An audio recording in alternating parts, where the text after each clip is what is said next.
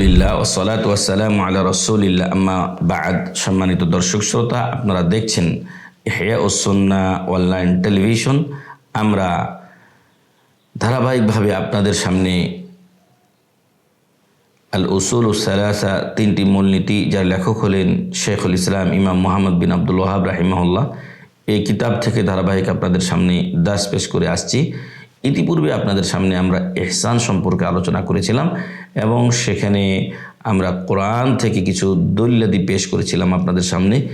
আর আজকে আমরা এই ইহসান, যা দিনের সর্বোচ্চ চূড়া এবং স্তর, বলার অপেক্ষা রাখে না, আবারও আমরা রিপিট করি আপনাদের সুবিধার্থে। আর সেটা হলো যে দিনের স্তর হলো তিনটি: 1 নম্বর ইসলাম, 2 নম্বর ঈমান, 3 নম্বর ইহসান। তো এই ইহসান সম্পর্কে আমরা কিছুটা আলোচনা করেছিলাম। যেহেতু বিষয়টি সবচেয়ে গুরুত্বপূর্ণ, কারণ দিনের 3টি স্তরের মধ্যে এটা হলো সর্বোচ্চ স্তর এবং সবচেয়ে মর্যাদাপূর্ণ স্তর, তাই এটি নিয়ে একটু বিশেষভাবে আলোচনা করা উচিত। তবে বিশেষভাবে এটার আলোচনা যদিও কিছুটা আসবে, কিন্তু তার চাইতে বেশি আলোচনা আজকে আমাদের হয়ে যাবে ইসলাম এবং ঈমান সম্পর্কে। সম্মানিত দর্শক শ্রোতা, আমরা এখন আপনাদের সামনে ইসলাম, ঈমান এবং ইহসান, এই 3টি বিষয়ই সুন্নাহ থেকে, আমাদের ফাউন্ডেশনের নাম ইহয়াউস সুন্নাহ, আমাদের টেলিভিশনের নাম ইহয়াউস সুন্নাহ অনলাইন টেলিভিশন। ইহয়াউস সুন্নাহ মানে সুন্নাহকে পুনরুজ্জীবিত করা। যেই সুন্নাহগুলো মানুষ ভুলে গেছে, আমল করে না, সেই সুন্নাহগুলোকে মানুষের সামনে তুলে ধরা, এটা হলো আমাদের অন্যতম একটা ফাউন্ডেশনের লক্ষ্য ও উদ্দেশ্য। তো সেই সূত্র ধরে আমরা আপনাদের সামনে 3টি দিনের স্তর, ইসলাম, ঈমান এবং ইহসান, এই 3টির সুন্নাহ থেকে দলিল আপনাদের সামনে আজকে আমরা পেশ করব ইনশাআল্লাহ। সম্মানিত দিনী ভাই ও বন্ধুগণ, সুন্নাহ থেকে ইসলাম, ঈমান এবং ইহসানের দলিলে আমরা বলতে চাই যে ওয়াদ-দালিলু মিনাস সুন্নাতি হাদিসু জিবরিল আল মাশহুর আন উমর ইবনুল খাত্তাব রাদিয়াল্লাহু আনহু قال, ইসলাম, ঈমান, ইহসানের সুন্নাহ থেকে, হাদিস থেকে যদি আপনি দলিল জানতে চান, তাহলে আপনাকে পড়তে হবে ওমর বিন খাত্তাব রাদিয়াল্লাহু আনহু থেকে বর্ণিত হাদিস জিবরিল বলে প্রসিদ্ধ হাদিসটি।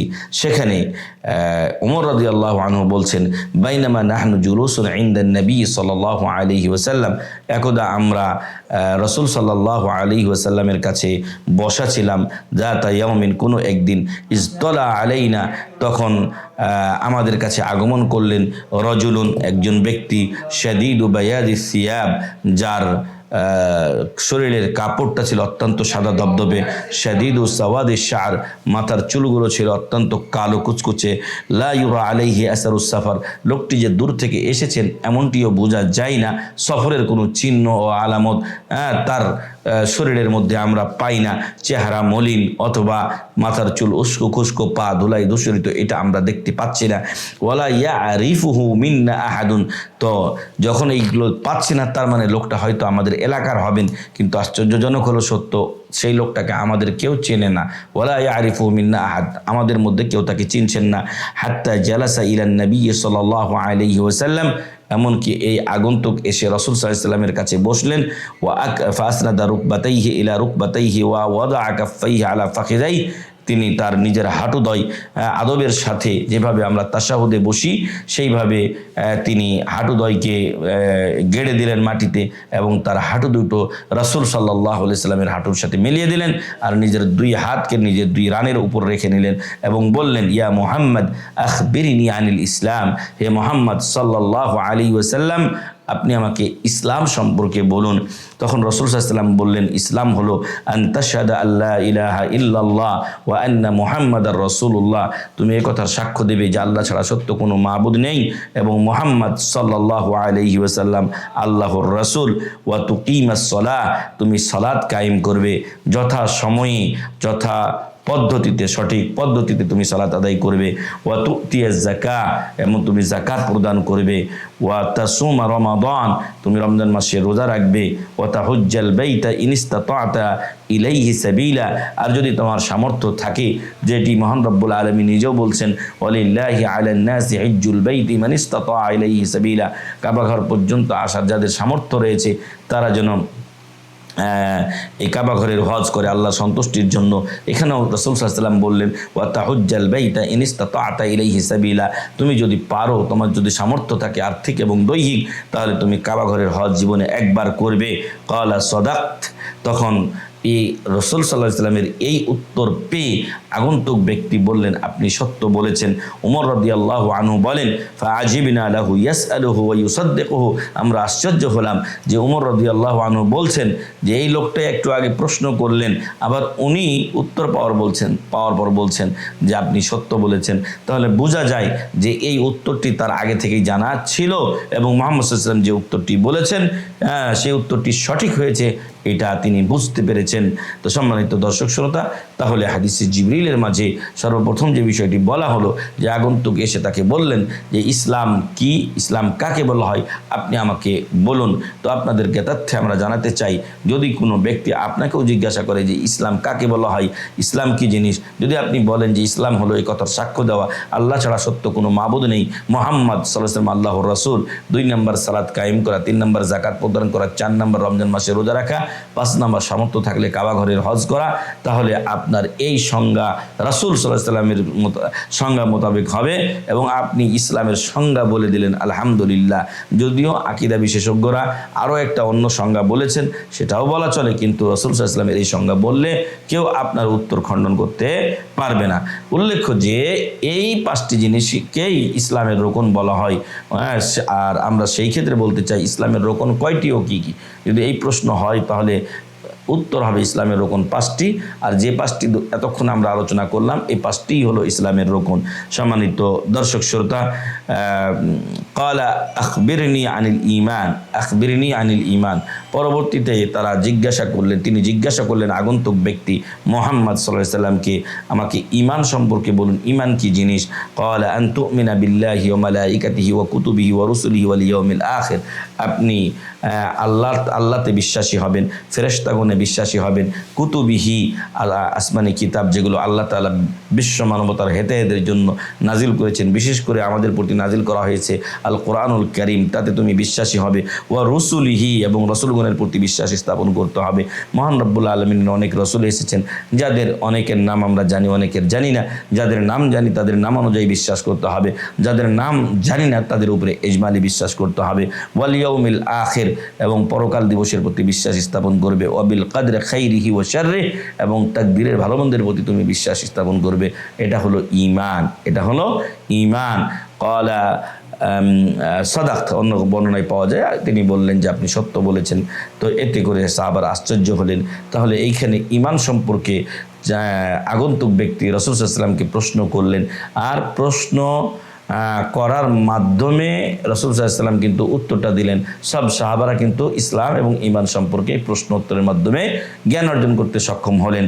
তাহলে ঈমান যদি আমি বলি যে ঈমান হলো আল্লাহতে বিশ্বাস, ফেরেশতাগণে বিশ্বাস, আসমানি কিতাব এবং রাসূলগণে বিশ্বাস, পরকাল দিবসের প্রতি বিশ্বাস, আর 6 নম্বর তাকদীরের ভালো মন্দের প্রতি বিশ্বাস। তাহলে এটি ঈমানের সংজ্ঞা হয়ে গেল।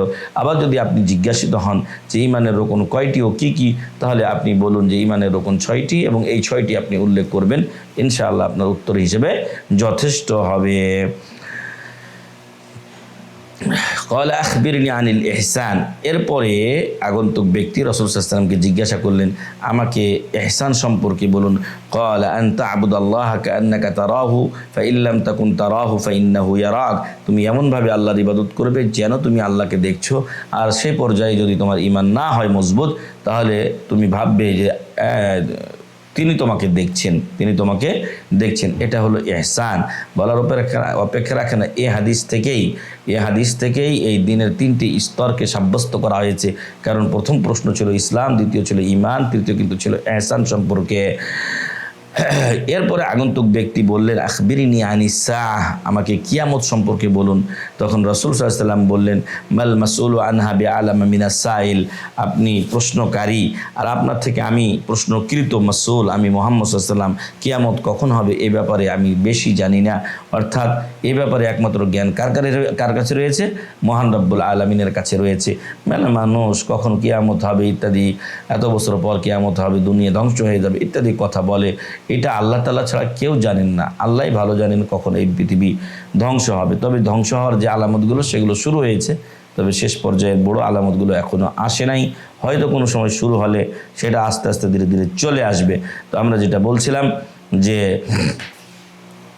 রাসূল সাল্লাল্লাহু আলাইহি ওয়াসাল্লাম বললেন, মাল মাসউলু আনহা বিআলামা মিনাস সাইল, প্রশ্নকারী চেয়ে প্রশ্নকৃত আমি এ ব্যাপারে বেশি জানি না। ক্বালা ফাআখবিরনি আন আমারাতিহা, তখন আগন্তুক ব্যক্তি বললেন, তাহলে কিয়ামতের কিছু আলামত বলুন। কিয়ামতের সময় যেহেতু আপনি জানেন না, সেহেতু আপনি কিয়ামতের কিছু আলামত আমাকে বলুন। তো রাসূল সাল্লাল্লাহু আলাইহি ওয়াসাল্লাম বললেন, আন তালিদাল আমাতু রাব্বাতাহা, যে দাসী তার মনিবকে জন্ম দিবে, দাসী তার মনিবকে জন্ম দিবে। এর অর্থে অনেকে বলেছেন যে বাচ্চারা, ছেলে মেয়েরা মা বাবা মার সাথে দাস দাসী সুলভ আচরণ করবে, এটাও একটি ব্যাখ্যা হতে পারে যে তাদেরকে মূল্যায়ন করবে না। আজকে আমাদের সমাজে এটা আমরা দেখতে পাচ্ছি, হতভাগা সন্তানেরা তার মায়ের পেটে 10 মাস 10 দিন তার জায়গা হয়েছিল, কিন্তু তার বিশাল অট্টালিকার ছোট একটা ঘরে মায়ের জন্য বাবার জন্য জায়গা হয় না। আল্লাহ এই সন্তানদেরকে হেদায়েত দান করুন, আল্লাহুম্মা আমিন। তো এই আনতালিদাল আমাতু রাব্বাতাহা, দাসী তার মালিককে জন্ম দেবে, এর অর্থ এটি যে মায়ের সাথে দাসী সুলভ আচরণ করা হবে। আরেকটি ব্যাখ্যায় বলা হয়েছে যে শেষ জামানায় যুদ্ধ বিগ্রহ বেশি হবে এবং দাসীর পরিমাণ বেড়ে যাবে। তখন যেই দাসীর পেট থেকে কোনো সন্তান জন্মগ্রহণ করবে, বাবা তার সাথে মিলনের কারণে পরবর্তীতে তার বাবার মৃত্যুর পরে এ দাসীরই মালিক হবে তার সন্তান। তো এই ক্ষেত্রে বলা হয়েছে আনতালিদাল আমাতু রাব্বাতাহা, কারণ এই দাসীর পেট থেকে একদিন এই মালিক তার সন্তান যেটা সে কিন্তু জন্মগ্রহণ করেছিল।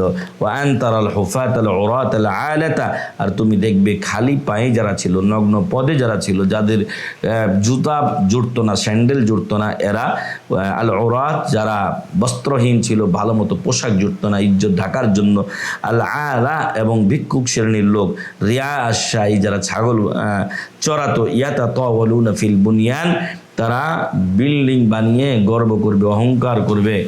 তুমি কয়তলা বিল্ডিং বানাইছো, তুমি কয় কাঠা জমির উপরে বিল্ডিং বানাইছো, কত টাকা খরচ করছো। তো এগুলো নিয়ে এই এই এই এই আপনার এই অপদার্থ ধরনের লোকেরা, যারা লেখাপড়া শিক্ষা দীক্ষা কোনো কিছুতেই অগ্রগামী নয়, তাদের হাতে অসংখ্য টাকা পয়সা হবে।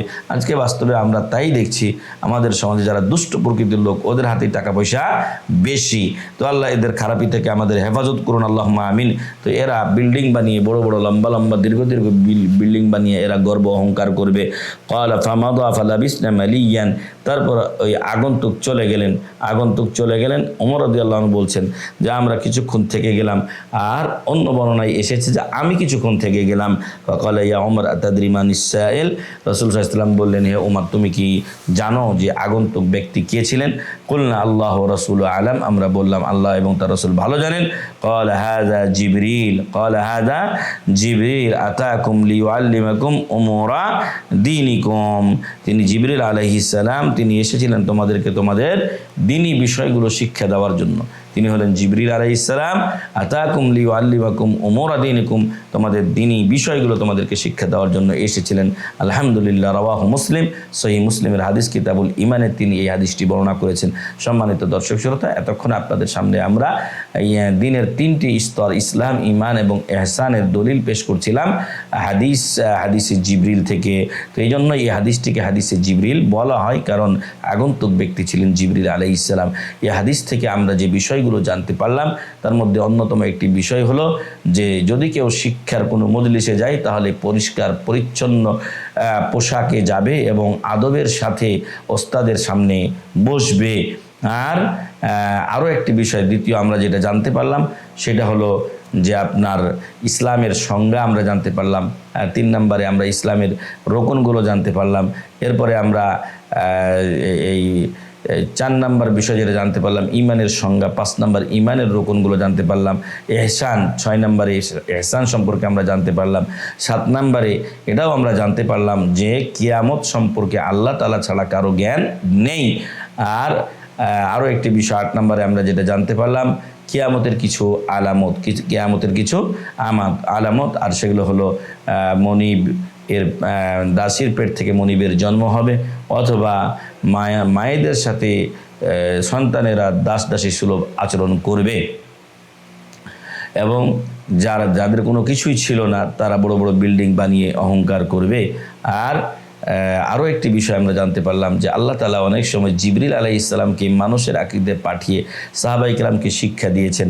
সাহাবায়ে কেরাম এটাই চাইতেন যে বাইরের কেউ এসে তাকে জিজ্ঞাসা করুক, আমরা সেটা শুনে শুনে শিখে নেই, কিন্তু তারা নিজেরা রাসূল সাল্লাল্লাহু আলাইহি সাল্লামের সম্মানার্থে প্রশ্ন করতে দ্বিধা করতেন। আরও একটি বিষয় আমরা 9 বা 10 নম্বর যেটা বুঝতে পারলাম সেটা হলো যে প্রশ্নোত্তর শিক্ষার অন্যতম মাধ্যম, বরং একটি গুরুত্বপূর্ণ মাধ্যম। তো আল্লাহ তাআলার কাছে আমরা দোয়া করি তিনি যেন আমাদেরকে, এবং আরও শেষ যেটা আমরা বলবো যে এই হাদিসের মাধ্যমেই কিন্তু দিনের স্তর সম্পর্কে আমরা জানতে পারি। আর দিনের স্তর 3টি, কারণ এই হাদিসে কিন্তু 3টি বিষয় সম্পর্কে জিজ্ঞাসা করা হয়েছে ধারাবাহিকভাবে: ইসলাম, ঈমান, ইহসান। আর এই 3টি হলো দিনের স্তর। আর আজকে আমরা এই দিনের 3টি স্তর আজকে শেষ করছি। মহান রব্বুল আলামিনের কাছে আমরা দোয়া করি তিনি যেন আমাদেরকে হাদিসে জিবরিল এবং দিনের স্তরগুলোর উপরে আমল করার তৌফিক দান করেন, আল্লাহুম্মা আমিন। এবং আমাদেরকে যেন সর্বোচ্চ স্তর ইহসান এবং মুহসিনিনদের কাতারে, ইহসানের উপরে আমল করে মুহসিনিনদের কাতারে শামিল হওয়ার তৌফিক দান করেন, আল্লাহুম্মা আমিন। আবারও আমরা আপনাদেরকে আন্তরিক মোবারকবাদ জানাই যে আপনারা ইহইয়াউস সুন্নাহ অনলাইন টেলিভিশনের মাধ্যমে আমাদের আলোচনাগুলো শুনবেন এবং এগুলো শেয়ার করবেন, 10 জনকে জানিয়ে দেওয়ার ব্যবস্থা করবেন। আল্লাহ তাআলা যেন আমাদের সবাইকে কবুল করেন, তৌফিক দান করেন, আমিন। জাযাকুমুল্লাহু খাইরান। সুবহানাকাল্লাহুম্মা ওয়া বিহামদিকা আশহাদু আল্লা ইলাহা ইল্লা আনতা আস্তাগফিরুকা ওয়া আতুবু ইলাইক। ওয়াসসালামু আলাইকুম ওয়া রাহমাতুল্লাহি ওয়া বারাকাতুহু।